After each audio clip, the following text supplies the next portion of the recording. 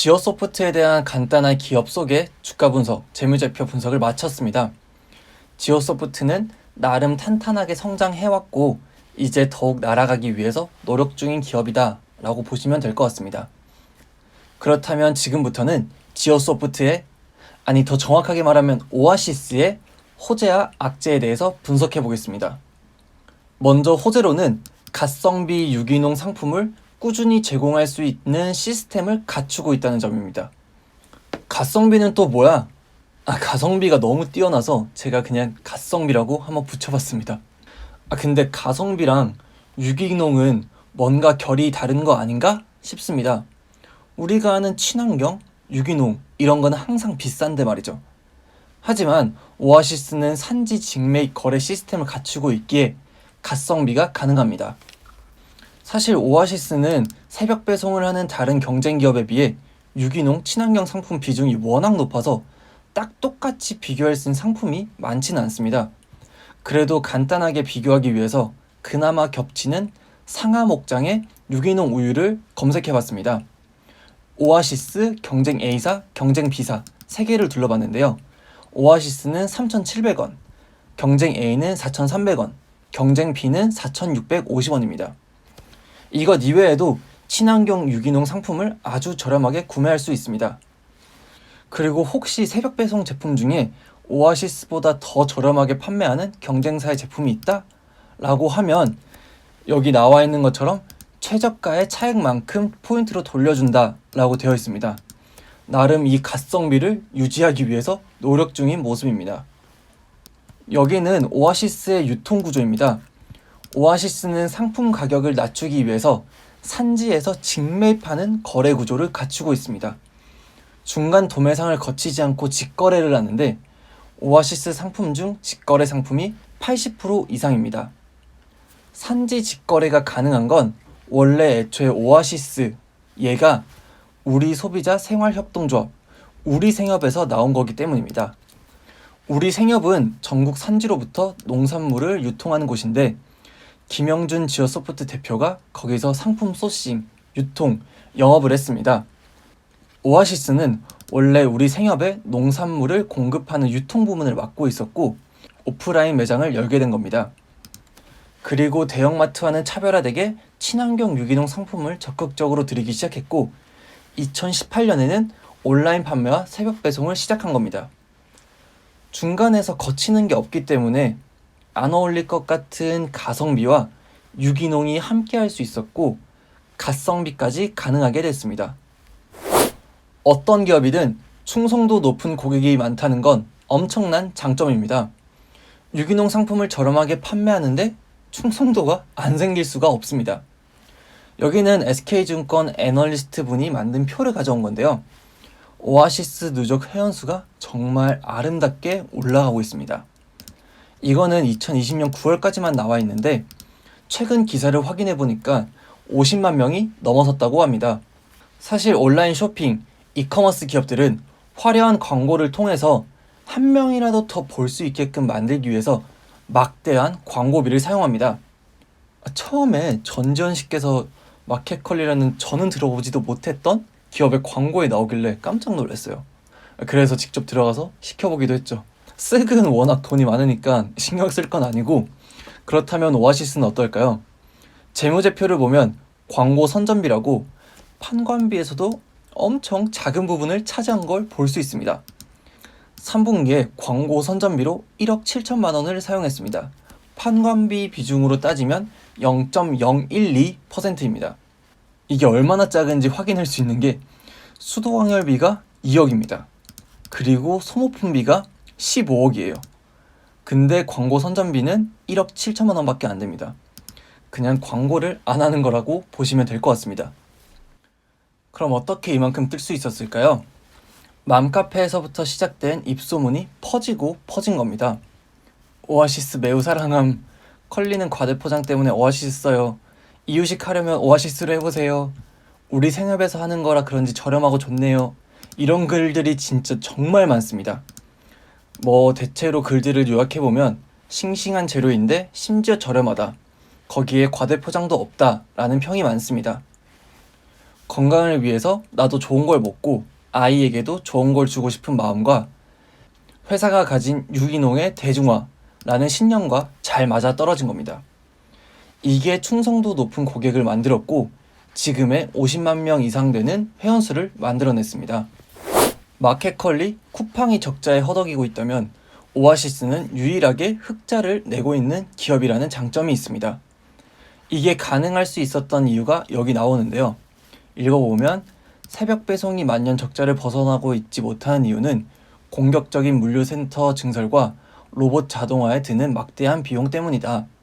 쿠팡, 마켓컬리, 쓱닷컴, 롯데온 등은 새벽 배송을 위해 수백억에서 수천억을 들여 물류센터를 확장하고 있다. 하지만 오아시스 마켓은 물류센터를 짓는데 고작 20억에서 30억을 투자하고 자체 개발한 국산 자동화 시스템을 운영하면서도 하루 배송 물량을 경쟁사들과 별 차이 없이 소화하고 있다 라고 되어 있습니다. 지오소프트가 IT 사업을 하고 있다고 기업 소개 때도 말씀드렸잖아요. KT, LG, 스타벅스, 공공기관 등 대기업의 홈페이지 혹은 웹 소프트웨어를 개발하고 유지보수할 정도로 뛰어난 경쟁력을 가지고 있는데 자체적으로 루트라는 어플을 만들었어요. 이걸 통해서 물류센터 근무자들이 직접 발주하고 선별하고 배송하고 피킹할 수 있는 그러한 작업을 할 수 있게끔 어플을 만든 겁니다. 심지어 여기는 다 정직원으로 이루어져 있기 때문에 동선 꼬임도 없이 빠르게 일 처리가 가능한 겁니다. 오아시스는 39개 오프라인 매장이 있습니다. 온라인에서 미판매 과재고가 발생하게 되면 이거를 오프라인 매장으로 보내고 만약에 온라인에서 재고가 부족하면 오프라인 매장이 제2의 물류센터 역할을 하기 때문에 부족한 재고를 보완할 수도 있습니다. 온라인만 하고 있는 마켓컬리의 경우 빅데이터를 통해 판매량을 예측하는 것에 더 많은 비용을 투자해야 된다면 여기서는 온 오프라인 매장을 둘 다 가지고 있기 때문에 재고 폐기율을 0%대로 줄일 수 있게 된 겁니다. 만약에 매출이 1000억이고 원가가 75%라고 가정했을 때 재고 폐기율이 1%만 되어도 그 금액이 7억 5천만 원입니다. 그래서 새벽 배송 기업들은 재고 폐기율 1%, 2% 이걸 어떻게 줄일 수 있을지 정말 골머리를 썩고 있는데 오아시스의 경우 온 오프라인 매장을 운영하고 있기 때문에 이것이 시너지가 나고 그래서 흑자 경영이 가능하게 된 겁니다. 여기는 산업별 온라인 침투율인데요. 다른 상품들에 비해서 식품은 아직 온라인이 많이 침투하지 않아서 식품 이커머스는 더 뜰 거다. 파일을 키워나갈 거다. 그래서 오아시스는 더 잘 나갈 거다. 이렇게 생각하실 수도 있지만 그 파일을 같이 먹으려는 경쟁사가 너무나 많습니다. 쓱닷컴, 현대백화점, 롯데프레시, 마켓컬리, 쿠팡, GS프레시, 헬로네이처, 심지어는 동원까지 있습니다. 정말 많은 기업이 새벽 배송에 사활을 걸었습니다. 온라인 시장 침투율이 작아서 새벽 배송은 이제 시작하는 사업이라고 할 수 있지만 시작하기도 전에 레드오션이 되어가는 모습입니다. 그리고 여기에 있는 기업들은 모두 지오소프트에 비해서 투자도 더 많이 할 수 있는 강력한 자금을 갖추고 있는 기업입니다. 여기 보이는 헬로네이처는 뭐야? 라고 하실 텐데 헬로네이처도 모회사가 BGF입니다. 다들 정말 어마무시합니다. 아무리 오아시스가 친환경 유기농의 대중화를 이야기하고 충성심 높은 고객의 입소문으로 성장을 하려고 해도 어느 정도 한계가 있어 보입니다.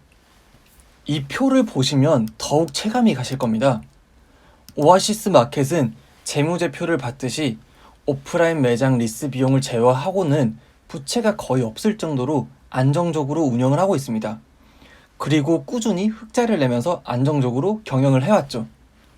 하지만 마켓컬리는 적자가 나고 있는 상황에도 불구하고 꾸준히 투자를 받고 매출액을 늘리고 또 이를 보여주면서 투자를 받고 이런 식으로 정말 미친 듯이 성장했습니다.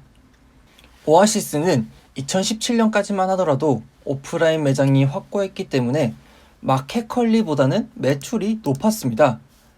하지만 2018년에 이게 역전이 되더니 2019년에는 마켓컬리가 4,200억 매출을 달성하고 2020년에는 드디어 1조 매출액을 달성할 것으로 예측된다고 합니다. 반면에 오아시스 마켓은 2019년 1,400억 매출에 2020년 2,500억 매출 예측입니다.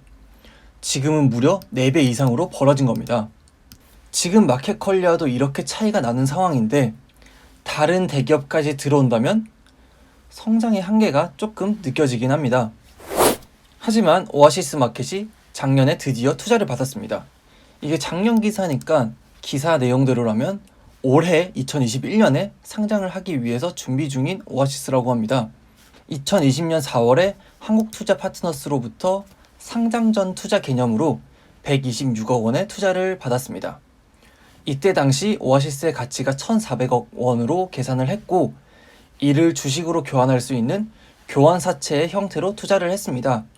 그리고 그 이후로 오아시스가 더 성장하자 한국투자 파트너스는 추가로 더 투자를 했고 지금 오아시스의 기업 가치는 2,180억 원으로 추정되고 있습니다.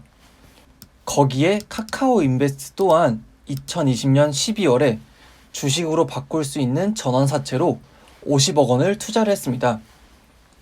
그리고 여기 밑에는 카카오 인베스트먼트는 오아시스에 투자한 것이 재무적인 관점이 아니라 전략적인 투자로 향후에 파트너십을 구축할 가능성도 있다 라고 나와 있긴 합니다.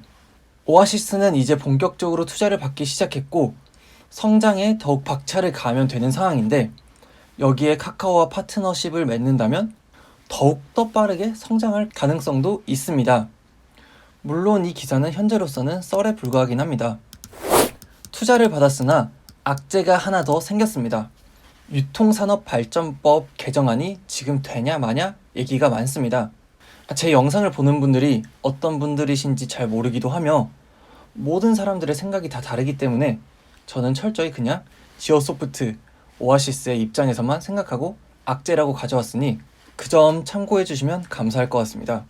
여튼 다시 얘기로 돌아오면 유통산업발전법 개정안은 스타필드 같은 것도 대형마트처럼 주말에 못할 수도 있다 이런 것도 있지만 오아시스 입장에서 눈에 띄는 것은 이커머스의 대표적인 서비스인 새벽 배송 등 이커머스 업체들의 영업시간, 취급 품목의 제약을 받게 된다. 그리고 새벽 시간 배송이 불법이 될 가능성도 높다 라고 나와 있습니다. 코로나19임에도 불구하고 골목 상권은 하락하고 있는데 온라인 장보기 서비스는 매달 가파른 상승세를 보였기 때문에 예방 차원에서 골목 상권을 보호하기 위함이라고 합니다. 물론 오아시스는 생업에서 나온 기업이라 봐줄 수도 있기도 하고 이 개정안이 실제로 될지 안 될지도 아직 모르는 시점이라 뭐라 언급하는 게 좀 그렇지만 만약에 현실화가 되고 오아시스 또한 새벽 배송이 막힌다면 그래도 온라인 마켓에서 매출이 늘어나고 있는 지금 시점에서는 악재가 될 수도 있을 것 같습니다. 그래도 마켓컬리와는 달리 오프라인 매장도 있으니까 그거는 불행 중 다행이라고 생각합니다. 오늘은 지오소프트 그리고 지오소프트 매출의 93%를 차지하는 대형자회사 오아시스에 대해 알아봤습니다. 우리 생협에서 시작되어 친환경 유기농의 대중화를 표방하고 특별한 광고와 마케팅 없이 좋은 상품과 좋은 배송 서비스로 입소문만으로도 말도 안 되게 커왔습니다. 온 오프라인을 통한 시너지 효과, 자체 어플을 통한 물류 서비스 구축, 산지 직배송이 가능한 시스템 등 여러 가지 장점이 있고 최근 투자를 유치했다는 점과 상장을 준비하고 있다는 점에서 아주 눈에 띄는 오아시스입니다. 하지만 아까도 봤듯이 거대한 몸집의 경쟁사가 너무 많으며 시작도 하기 전에 레드오션이 되어버린 이 시장에서 어떻게 살아남을지 약간 의문이 갑니다. 또한 아까 오아시스가 투자를 받았다고 얘기하면서 현재 오아시스의 가치가 2,180억 원 정도라고 했는데 오늘 지오소프트가 상한가를 가면서 시가총액이 3,100억 원이 되었습니다.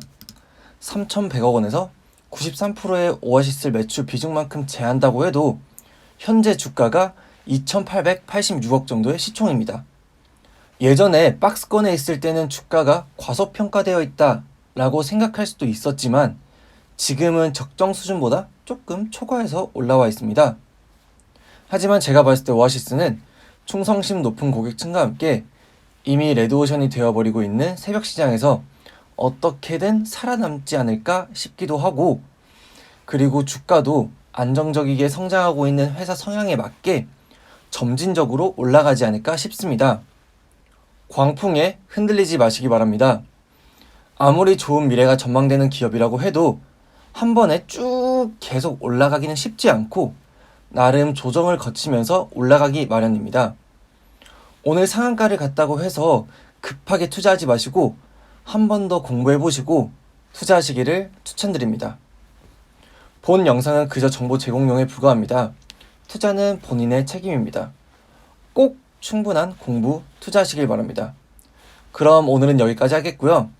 영상 유익하셨다면 구독과 좋아요, 혹시 가능하시다면 알람 설정까지 해주시면 감사하겠습니다.